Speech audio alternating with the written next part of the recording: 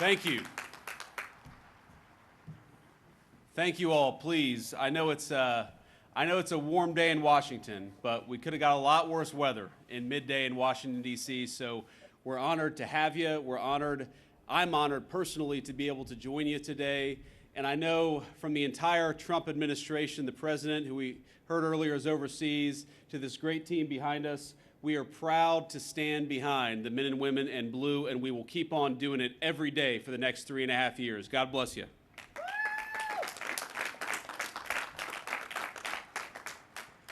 Now, I want to express my gratitude to all of this service's organizers, including, of course, the president of the Fraternal Order of Police, Patrick Yost, and its executive director, Jim Pasco. Thank you, guys.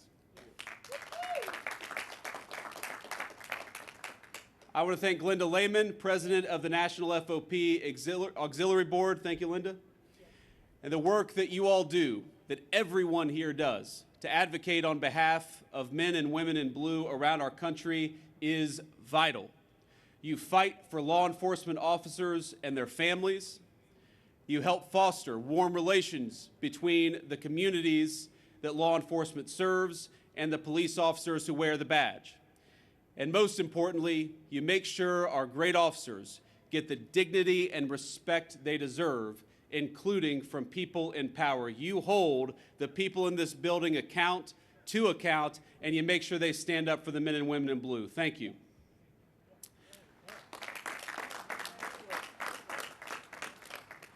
Now, one of our administration's greatest goals is to give the American people a renewed sense of ownership over their own country, ownership over their homes, over their neighborhoods, and over their city streets. But none of that would be possible if we don't have a functional system of law or the means to enforce it. Law is the root of ordered liberty in the United States. It is the foundation of a peaceful society. A nation of laws gives certainty to its citizens. It enables them to participate in civic life, to work and raise families, to build a business, all with the assurance that they have a consistent and dependable legal system that will keep them safe as they work every day to realize their dreams. But a society that fails to enforce its own rules, or that chooses to do so haphazardly, can make no such promises to its people. And over the last few years, too many Americans saw exactly what that looks like. City blocks in flames, storefront windows shattered.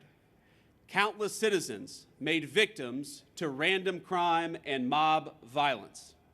In America, we honor the men and women who recognize the value of a peaceful, orderly society and who have chosen to devote their lives to preserving, as the president said, that fragile barrier between civilization and chaos. And today, of course, we mourn those who made the ultimate sacrifice in the line of that duty. These men and women chose their careers not for enrichment or self-exaltation, and as you all know, not because it pays better than every job on earth, but for the unshakable belief that we have a civilization that is worth defending. They woke up each and every morning. They put on their uniforms, they said goodbye to their loved ones, and they stepped into the unknown. They ran toward danger when others would flee. They didn't hesitate, they didn't waver. They stood tall when others could not. Those officers upheld the rule of law. They fought for that line between civilization and chaos so that freedom could remain more than a promise. It could be the reality of day-to-day life in this country, the foundation of our prosperity and the foundation of American greatness. And we gather today, all of us, in debt to these fallen officers, united in grief and united in gratitude. We mourn their sacrifice, their heroism, their courage and compulsion to protect, which extended well beyond their loved ones and across the entire communities they served.